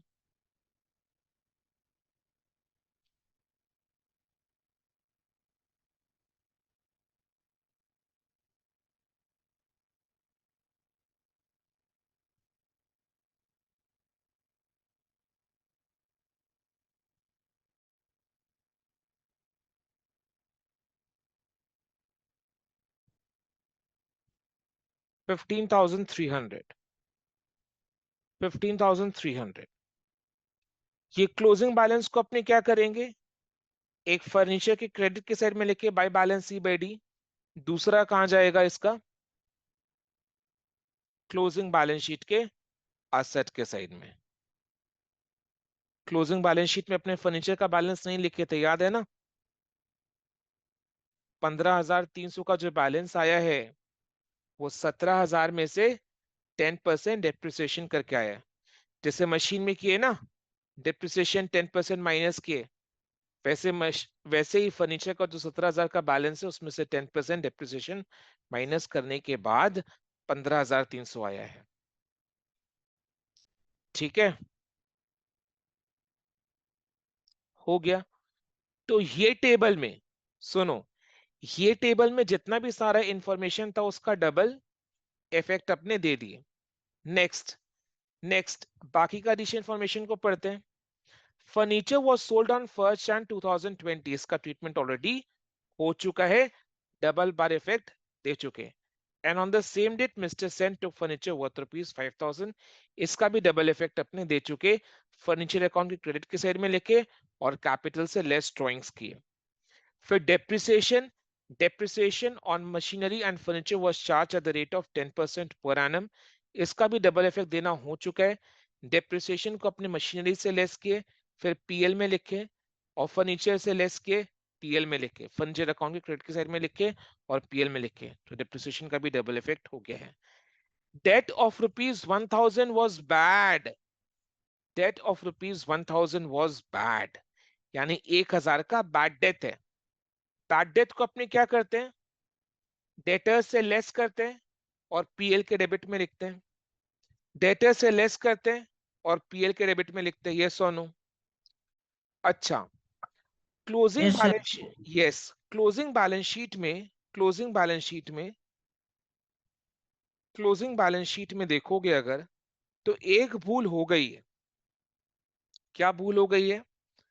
हम लोगों ने डेटर्स का बैलेंस बैड डेट को लेस किए बगैर ही लिख दिया।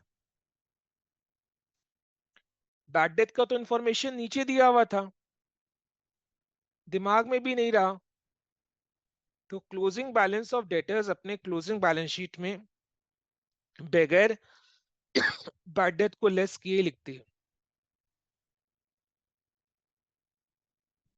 ठीक है, तो अपने को क्या करना है, ऊपर में से डेटर्स को हटाओ, ऊपर में से डेटर्स को हटाओ, नीचे में, ऊपर में से डेटर्स को काट दो, नीचे में लिखो, मतलब फर्नीचर के नीचे में लिखो डेटर्स इनर कॉलम में 75,000, उसके बाद नीचे में बैड डेट 1,000, कितना आ जाएगा, 74,000,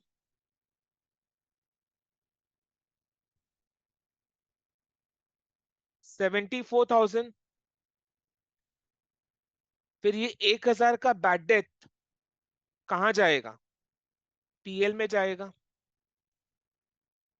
सेशन एक्सपायर हो जाएगा तो फिर से रीलॉग इन करना, सेम लिंक को यूज करके, कुछ सेकंड्स में सेशन एक्सपायर हो जाएगा तो रीलॉग इन करना सेम लिंक को यूज करके। सो बैड डेट का दूसरा इफेक्ट कहां गया, पीएल के। अब नेक्स्ट आपको नहीं लगता ये जो बैड डेट का इफेक्ट है ये डेटर्स अकाउंट में भी पड़ना चाहिए? ये जो बैड डेट का इफेक्ट है ये डेटर्स अकाउंट में ही पड़ना चाहिए। डेटर्स का क्लोजिंग बैलेंस कितना होना चाहिए? मैं बोल रहा हूं, एक सेकेंड। यस, मैं ये बोल रहा हूं ये जो बैड डेट का इंफॉर्मेशन है इसका इफेक्ट डेटर्स अकाउंट में भी पड़ना चाहिए। डेटर्स का क्लोजिंग बैलेंस फाइनली कितना होना चाहिए? 74,000। और बैड डेट को अपने क्या करेंगे? डेटर्स अकाउंट के क्रेडिट के साइड में लिखेंगे by bad debt. Debtors account के क्रेडिट के साइड में लिखेंगे बाय बैड डेट। ठीक है? कितना? 1,000। ठीक है। सो बैड डेट का जो इफेक्ट है वो डेटर्स अकाउंट में ही पड़ना चाहिए। सो डेटर्स अकाउंट के क्रेडिट के साइड में बाय बैड डेट और क्लोजिंग बैलेंस 74,000। करेक्ट कर दिए अपने, करेक्शन कर लो। डेटर्स अकाउंट का क्लोजिंग बैलेंस कितना है? 74,000 और बाय बैड डेट ऊपर में लिखो 1,000। तो इस तरीके से क्या हुआ, जितना भी सारा एडिशनल इंफॉर्मेशन है ना वो सारा एडिशनल इंफॉर्मेशन सॉल्यूशन यानी trading and profit and loss account and दोनों डेट्स का बैलेंस शीट में अपने 2 बार यूज कर लिए। तो एडिशनल इंफॉर्मेशन का डबल इफेक्ट देना हो गया। एडिशनल इंफॉर्मेशन के लिए अपने डबल एंट्री सिस्टम को फॉलो कर लिए। अब बाकी बचा रिसीट एंड पेमेंट अकाउंट यानी कैश अकाउंट या बैंक अकाउंट। इसमें जो आइटम्स है इसका इफेक्ट सॉल्यूशन में एक ही बार देना है। पहले क्या लिखा हुआ है? Cash in hand, cash at bank. तो ये ओपनिंग डेट का बैलेंस है जिसको अपने क्या करेंगे? ओपनिंग बैलेंस शीट में लिखेंगे। ओपनिंग बैलेंस शीट में cash in hand, cash at bank लिखो।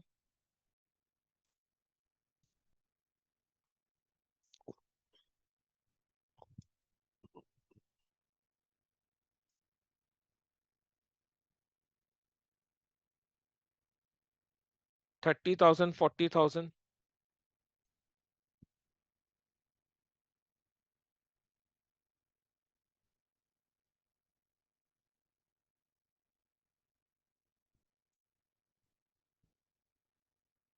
नेक्स्ट एक ही जगह इफेक्ट देना है तो टेंशन नहीं है। सेल्स, देखो अगर रिसीट एंड पेमेंट अकाउंट यानी कि कैश अकाउंट के डेबिट में सेल्स अगर है, सेल्स अगर है तो वो सेल्स क्या है? कैश सेल्स है। सेल्स अगर है तो कैश सेल्स है जिसके लिए क्या एंट्री पास होगा? Cash account debit to sales.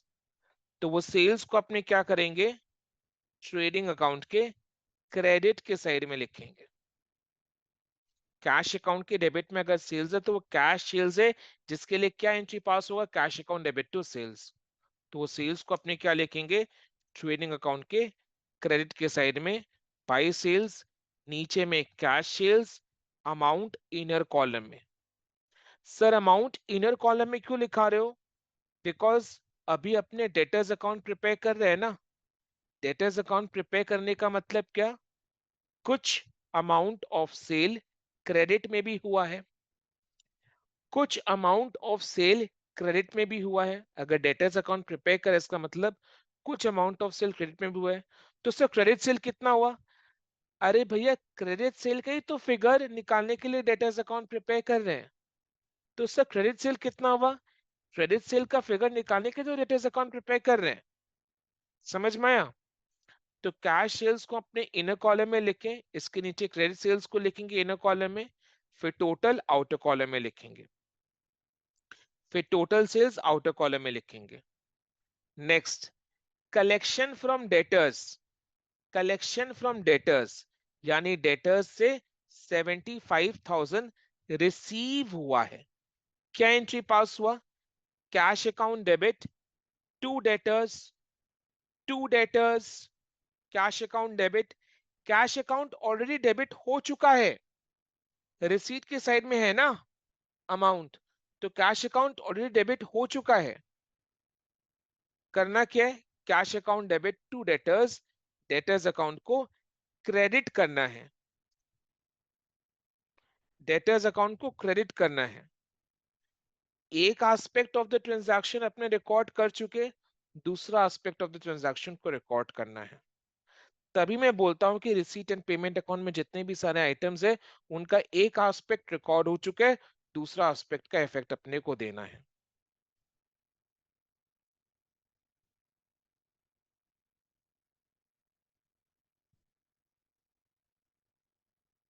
$75,000 clear, एक ही जगह इफेक्ट जाएगा। देन नेक्स्ट क्या है, sale of furniture. Sale of furniture का तो ट्रीटमेंट देना हो चुका है, 5,000 अपने फर्नीचर अकाउंट में लिखे ना। देन रिसीट साइड ओवर, अब आ जाओ पेमेंट के साइड में। पेमेंट के साइड में क्या है, परचेज। अगर पेमेंट के साइड में परचेज है तो वो कौन सा परचेज है, कैश परचेज है। तो कैश परचेज को अपने क्या करेंगे, ट्रेडिंग अकाउंट के डेबिट की साइड में लिखेंगे। टू परचेजेस, नीचे में कैश परचेजेस डैश देकर इनर कॉलम में लिखेंगे। सर इनर कॉलम में क्यों लिखना है, बिकॉज अपने क्रेडिटर्स अकाउंट प्रिपेयर कर रहे हैं। क्रेडिटर्स अकाउंट अगर प्रिपेयर कर रहे हैं तो ऑब्वियसली क्रेडिट परचेजेस होगा ही। तो सर क्रेडिट परचेजेस कितना है, अरे भैया इसीलिए तो क्रेडिटर्स अकाउंट प्रिपेयर कर रहे हैं, इसीलिए तो क्रेडिटर्स अकाउंट प्रिपेयर कर रहे हैं। ठीक है, चलो next, payment to creditors. Payment to creditors 45,000, payment to creditors 45,000। ठीक है, क्रेडिटर्स को पे किए तो क्या एंट्री पास होगा, creditors account debit to cash या to bank, creditors account debit to bank. Creditors payment receive कर रहा है तो रिसीवर अकाउंट को डेबिट करते हैं, creditors account debit to bank. तो टू बैंक वाला जो एस्पेक्ट है, बैंक को जो क्रेडिट करने वाला चीज है वो ऑलरेडी पेमेंट साइड में रिकॉर्ड करके हो चुका है, सिर्फ अपने को क्रेडिटर्स को डेबिट करना है। तो एक aspect of the transaction record हो चुका है, दूसरा एस्पेक्ट को लिखना है। इसलिए रिसीट एंड पेमेंट अकाउंट में जो भी सारे आइटम्स आते हैं उनका अपने एक ही जगह इफेक्ट देते हैं, बिकॉज एक इफेक्ट ऑलरेडी दिया हुआ है। To bank. Next, wages, salary, rent, ये सारे कहां जाएंगे, वेजेस कहां जाएगा, ट्रेडिंग अकाउंट में। सैलरी रेंट कहां जाएगा, पीएल के डेबिट में। एक ही जगह इफेक्ट आएगा। वेजेस कहां जाएगा, ट्रेडिंग में। परचेजेस के नीचे दो लाइन का जगह छोड़ दो, परचेजेस के नीचे दो लाइन का जगह छोड़ दो, दो लाइन का जगह छोड़ के लिखो टू वेजेस। दो लाइन का जगह क्यों छुड़वाई सर, क्रेडिट परचेजेस लिखेंगे ना उसलिए।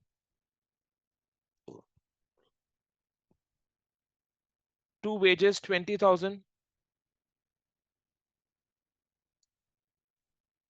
To salary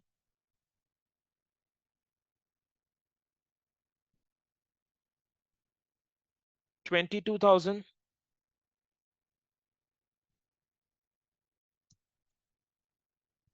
to rent 6,000।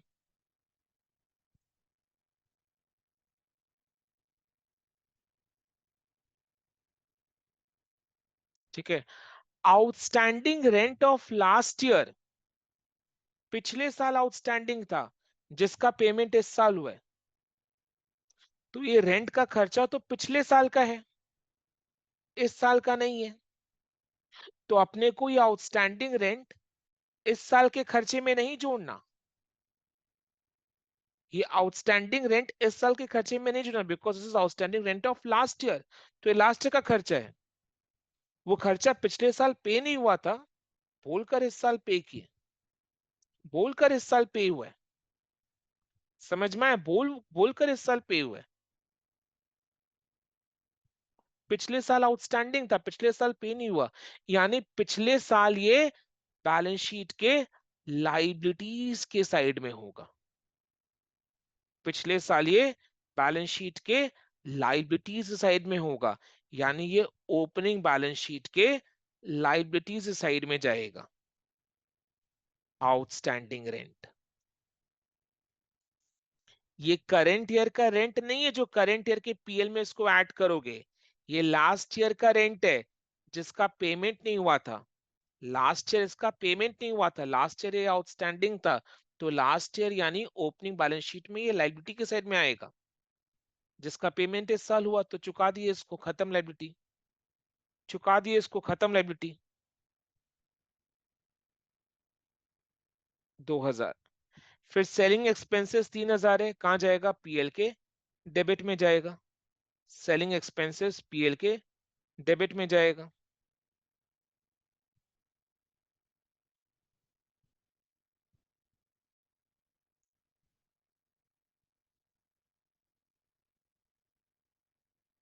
$3000 PL के डेबिट में जाएगा। देन लास्ट में देखो पेमेंट साइड भी खत्म होने को आया, लास्ट में क्या बचा हुआ है? Closing cash in hand, cash at bank, जो कि क्लोजिंग बैलेंस शीट में जाएगा। Closing cash in hand, cash at bank, जो कि क्लोजिंग बैलेंस शीट में जाएगा।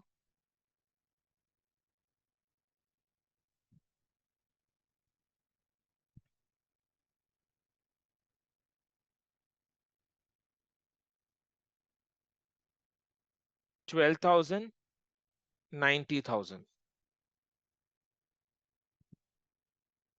ठीक है, इस तरीके से अगर देखोगे तो रिसीट एंड पेमेंट का भी सारा आइटम्स सोल्यूशन में अपने एक बार यूज कर लिए। तो रिसीट एंड पेमेंट अकाउंट का सारा इंफॉर्मेशन यूज हो गया और एडिशनल इंफॉर्मेशन यूज हो गया, यानी क्वेश्चन में जो भी इंफॉर्मेशन दिया हुआ था उसको सोल्यूशन में अपने यूज कर लिए। फिर नेक्स्ट स्टेप क्या करें? नेक्स्ट अपने क्या करें? नेक्स्ट अपने को क्या करना है? टी शेप में जो भी ledger after using all the information given in the question, ठीक है, next step is to balance all the ledger accounts which you have opened in T shape। T shape में जितने भी ledger accounts open किए हुए हैं उनको अपने बैलेंस करेंगे। ठीक है, देखो अब पता चल जाएगा डेटर्स अकाउंट क्यों प्रिपेयर कर रहे हैं।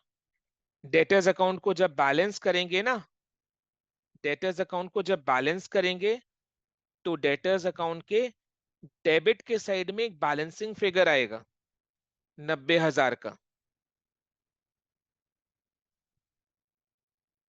डेबिट के साइड में एक 90,000 का बैलेंसिंग फिगर आएगा।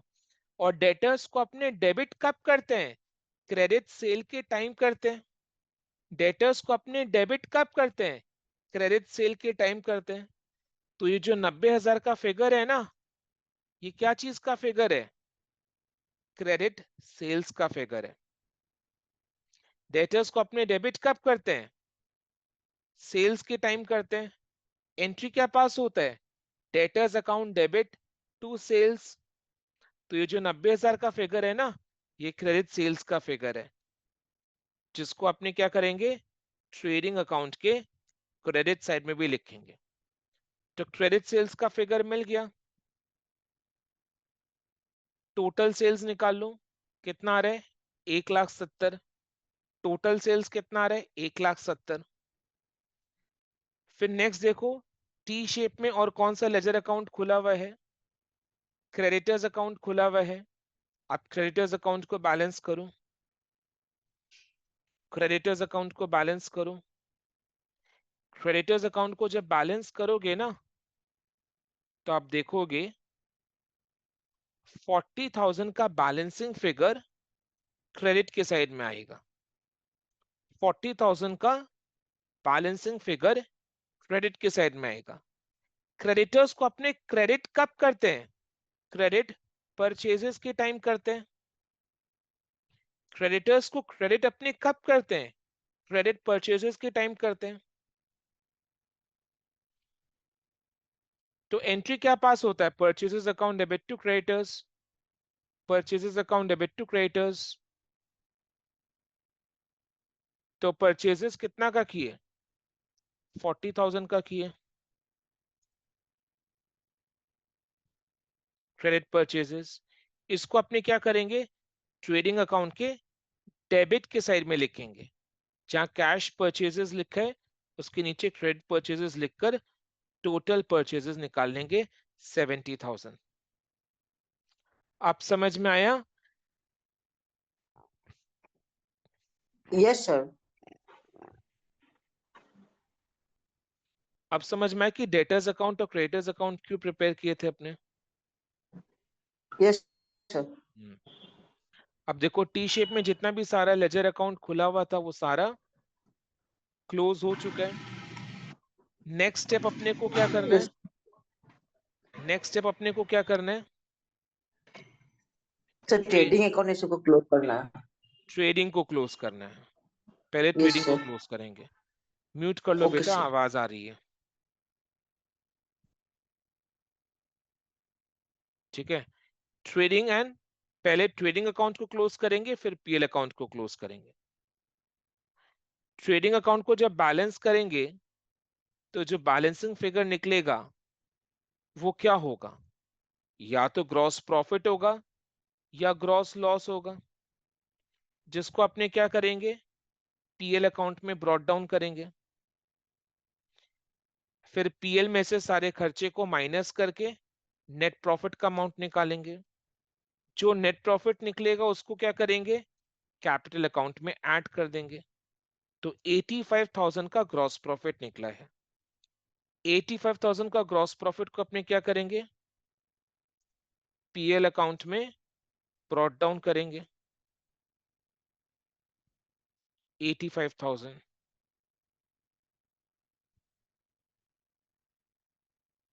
अब पीएल अकाउंट को बैलेंस करके नेट प्रॉफिट निकालो। नेट प्रॉफिट कितना आ रहा है?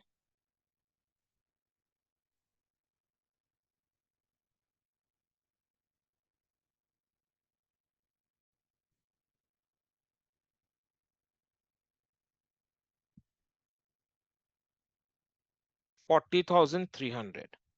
This is amount of net profit. Net profit को अपने क्या करेंगे? कैपिटल अकाउंट में ऐड कर देंगे। बिकॉज बिजनेस जो भी कमाता है वो किसके लिए कमाता है? प्रोप्राइटर के लिए कमाता है। और प्रोप्राइटर का जो अकाउंट है उसको किस नाम से जानते हैं अपने? कैपिटल अकाउंट के नाम से जानते हैं। तो 40,300 कैपिटल अकाउंट में आ जाएगा। ठीक है।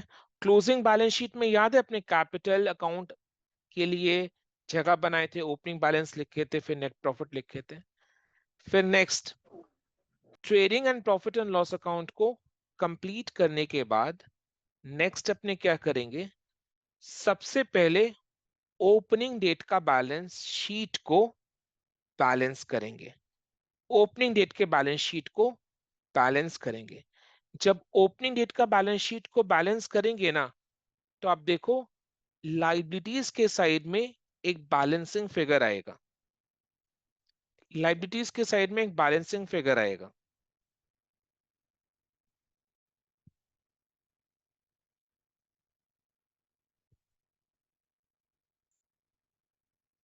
कितना का आ रहा है? 2,31,000 का। ये जो बैलेंसिंग फिगर है ये और कुछ नहीं है, कैपिटल अकाउंट का ओपनिंग बैलेंस है। बिकॉज क्वेश्चन में कहीं पर भी कैपिटल अकाउंट का ओपनिंग बैलेंस नहीं दिया हुआ है। तो ये ओपनिंग कैपिटल बैलेंस को अपने क्या करेंगे? क्लोजिंग बैलेंस शीट में लिख ले जाएंगे और इसको ओपनिंग बैलेंस की जगह लिख देंगे 2,31,000। 31। फिर अपने को क्या करना है, कैपिटल अकाउंट का क्लोजिंग बैलेंस निकालना है, which is opening balance plus net profit minus drawings. कितना आ रहा है, 2,66,300 आ रहा है। तो ओपनिंग बैलेंस शीट भी बैलेंस हो गया। ओपनिंग बैलेंस शीट को भी प्रिपेयर करने का लॉजिक समझ में आया। क्या रीजन था, रीजन ये था कि ओपनिंग बैलेंस शीट को बैलेंस करके अपने को एक बैलेंसिंग फिगर लाइबिलिटीज के साइड में मिलता है, जो कि opening capital account, opening capital balance होता है, जिसको अपने क्लोजिंग बैलेंस शीट में ले जाते हैं। फिर लास्ट में अपने क्या करेंगे, क्लोजिंग बैलेंस शीट को बैलेंस करेंगे, टोटल निकालेंगे दोनों साइड का, क्लोजिंग बैलेंस शीट का टोटल करेंगे दोनों साइड का, दोनों साइड का टोटल देखो मैच हो जाएगा। तो इस तरीके से अपने सिंगल एंट्री का क्वेश्चन को सॉल्व करते हैं। अब सर ये क्वेश्चन को तो सॉल्व करने में काफी टाइम लग गया, तो एग्जाम में अगर इतना टाइम लगेगा तो बाकी पेपर कैसे सॉल्व करेंगे। अरे भैया, आज अकाउंट्स का पहला क्लास है और सिंगल एंट्री का पहला क्लास है, नया चैप्टर है, तो पहले तो उसका कंसेप्ट समझाने में आधी घंटा लगा, फिर सम को कैसे सॉल्व करेंगे वो स्टेप समझाने में टाइम लगा, फिर सम को करते करते मैं आपको समझाते भी जा रहा हूं, उसमें टाइम लगता है। तो जब मैं आपके साथ कर रहा हूं ना, आप मेरे साथ कर रहे हो, तो that is a time taking process. जब अपने इसमें बहुत सारा सम्स को प्रैक्टिस कर लेंगे, फिर आप जब घर में सम को प्रैक्टिस करोगे, तो आप देखोगे 15 से 20 मिनट में ये सम सॉल्व हो जाएगा। अपने जब बहुत सारा सम्स क्लास में सॉल्व कर लेंगे ना, फिर आप घर में सिंगल एंट्री का क्वेश्चन सॉल्व करोगे, तो आप देखोगे 20 मिनट्स में ये 10 मार्क का क्वेश्चन आराम से सॉल्व हो जाता है। ठीक है, तो मैंने क्लास में एक एक कंसेप्ट को, एक एक चीज को बहुत बारीकी के साथ डिटेल्स में समझाते हुए कराया है। ठीक है, उम्मीद करता हूं सबको अच्छा लगा होगा आज का क्लास। सबको अच्छा लगा आज का yes class? Sir. Yes, okay. Sabarna, how did you find the yes sir. class? Sir ये चैप्टर से 10 मार्क का क्वेश्चन आता है। Sabarna, how did you find the class? Was it good? Yes, sir, it was good. Okay. ठीक है, तो देखो, क्योंकि ये सेमेस्टर 1 का अकाउंट्स है ना, सेमेस्टर 1 का अकाउंट्स है, तो अगर क्लास 11 एंड 12 में अपना अकाउंट्स का बेस उतना अच्छा नहीं था, बिगड़ा हुआ था, तो सेमेस्टर 1 ही वो टाइम है, सेमेस्टर 1 ही वो टाइम है जब अपने अपने बिगड़े हुए कंसेप्ट्स को सुधार सके। जो गलती हमने 11 एंड 12 में की है, कंसेप्ट्स को क्लियर नहीं किया, मिस्टेक्स करते थे, अकाउंट्स में कंसेप्ट्स वीक है, अकाउंट्स में कम करते समय दिक्कतें आती है, तो सेमेस्टर 1 ही वो सही टाइम है जब अपने अकाउंट्स में बिगड़े हुए कंसेप्ट्स को सुधार सकें।